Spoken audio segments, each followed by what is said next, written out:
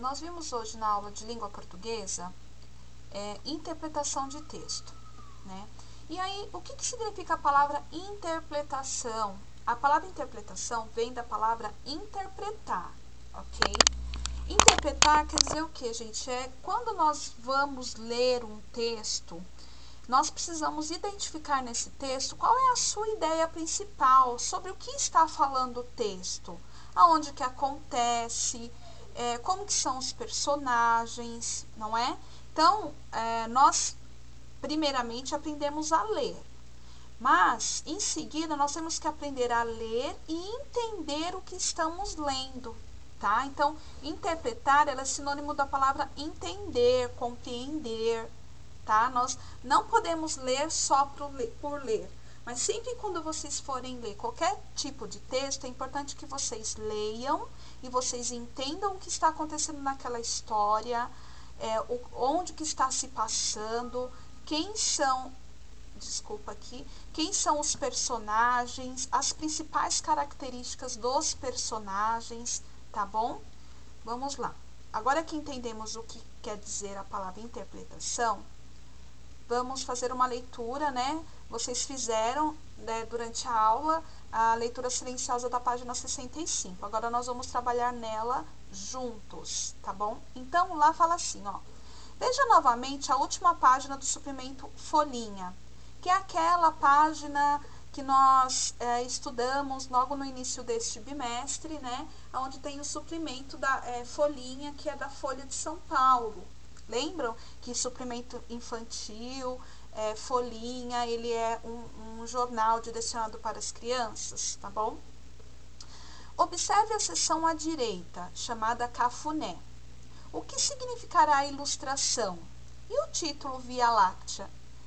Então, aqui nós temos a ilustração do texto, né, desse texto que nós vamos ler, e nós temos aqui a chamada, né, que é cafuné, tá bom? A chamada é o espaço, nesse daqui, onde uma repórter, no caso aqui a Clarice, ela publica algumas histórias, algumas informações, tá bom?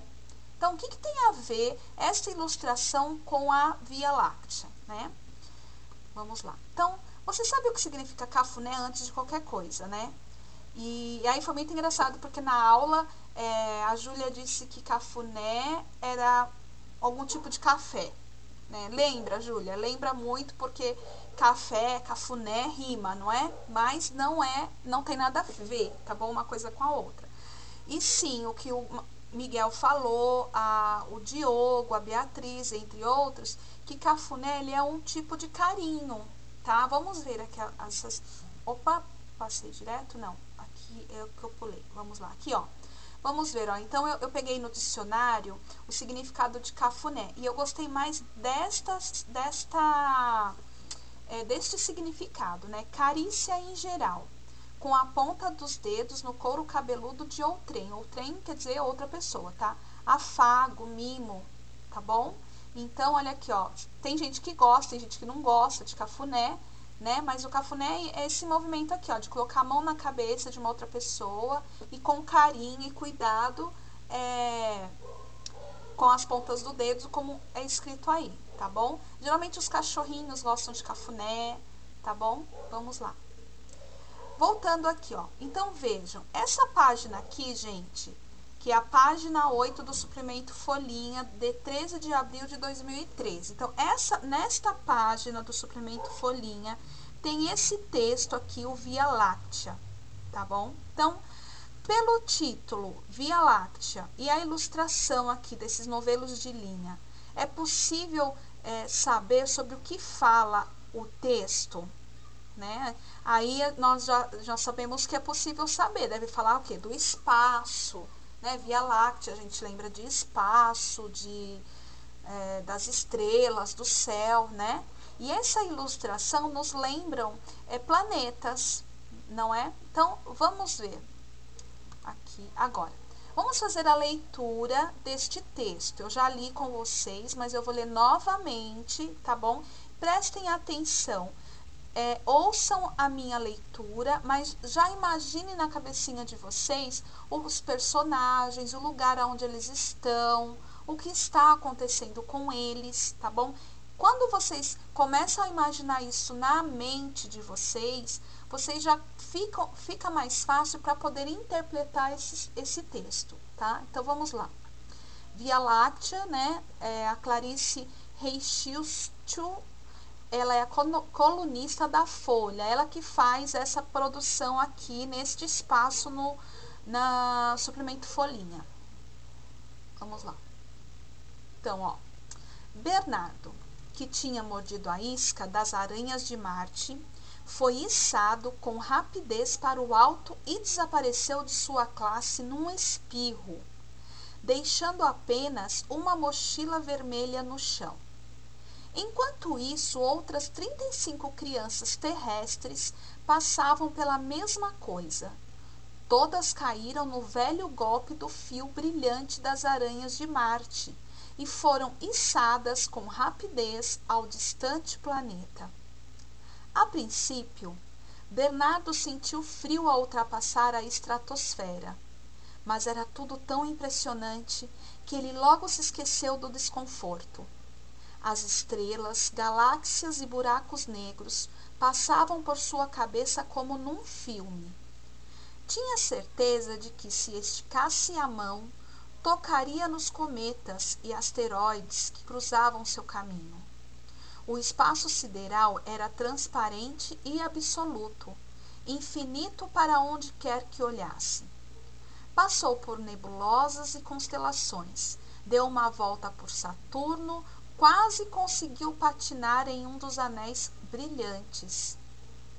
Foi a Plutão, o frio aumentou. Quando não dava para aguentar mais, começou a voltar em direção ao Sol. Você pode achar esse caminho esquisito, afinal, para que tanta volta se Marte é logo ali, depois da Terra, na ordem dos planetas? É que parte da estratégia das aranhas era dar uma maravilhada nas crianças. Assim, todas chegavam abestadas, como se ser capturado por um fio que leva até outro planeta já não fosse maluco o suficiente, né? Interessante, né, gente? Aqui tá falando... Então, quando a gente lê a história, né, aí você olha para essa ilustração, você já pode imaginar aquele fio brilhante, né, que estava no dedo dele colado. Esse fio aqui, ó, ele na pontinha, sendo puxado e dando voltas entre os planetas, né, perto do Sol. E então é possível imaginar ele vendo as estrelas, os cometas, sentindo o frio, né, depois o calor do Sol.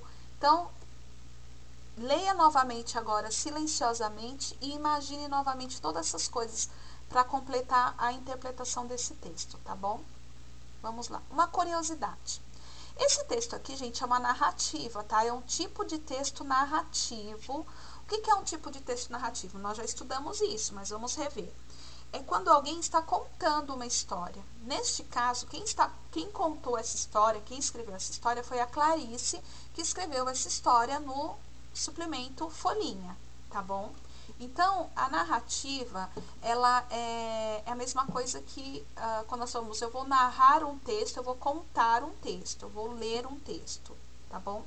Então, vamos lá. Ó. A narrativa que lemos é parte da história que já foi lida no anexo 4 da apostila de vocês, tá? Lá no anexo 4 tem 3 partes essa história, certo? As Aranhas de Marte. A primeira parte chama As Aranhas de Marte. E essa história foi dividida em 3 partes antes desta publicação no suplemento infantil. Então, antes de vocês verem esta parte que tem aqui no suplemento infantil, nessa página aqui, cadê? Aqui, ela já, antes dessa parte, ela já foi dividida em 3 partes, que você tem lá no seu anexo, no anexo 4, tá bom? Vejam, ó. Muitos jornais e revistas, é muito comum que as narrativas apareçam em partes. E isso pode acontecer por várias razões, entre elas a intenção de provocar suspense. e obrigar os leitores a comprar as próximas edições para acompanhar as histórias. Também acontece quando a narrativa é muito grande e não cabe na parte do jornal que deve ser escrita, que é o caso desta narrativa que nós lemos hoje, né, gente? Ó, a Clarice, ela só tem esse espaço aqui para escrever, para publicar uma história. Então, ela dividiu essa história em várias partes e foi publicando uma a cada edição do jornal, tá? Então, quem quer saber o final dessa história vai ter que comprar os próximos jornais, tá? Ou se quer saber o começo, tem que ter comprado ou ainda vai ter que comprar os jornais para poder acompanhar toda a história, tá? E também acontece quando o jornal ele só quer causar um suspense no leitor, né? E aí ele conta a história, não termina, deixa para contar o final na próxima edição, que é para fazer aquele leitor, né, que gosta tanto de ler. Geralmente quem gosta de ler sabe o que é isso. A história tá tão interessante que para saber o final ele vai comprar a próxima edição do jornal para poder acompanhar. Então, isso também é uma estratégia dos jornais e revistas para que eles possam vender, né, os jornais e as revistas que eles produzem, tá bom? Então, aqui era só a nível de curiosidade para vocês. Então, vamos. Você já sabe o que é biografia, tá bom? Que nós já estudamos, né? Biografia é a história contada da vida de uma pessoa. Então, nós temos aqui um pouquinho da biografia da Clarice. Olha só, ela nasceu em Londres, na Inglaterra. Como vive há anos em São Paulo, considera-se paulistana. Paulistana são as pessoas que nascem na cidade de São Paulo, tá?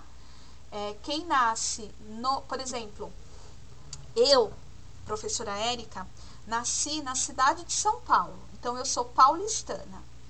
Quem nasce em Diadema é diademense, mas como Diadema está no estado de São Paulo, essa pessoa é conhecida como paulista, tá? Então, as pessoas que moram no interior de São Paulo, que moram no litoral de São Paulo, que moram no grande ABC, que é São Bernardo, Santo André, Diadema, São Caetano, enfim, essas pessoas são paulistas. As paulistanas são aquelas que nascem na cidade de São Paulo, tá bom? Então, olha só.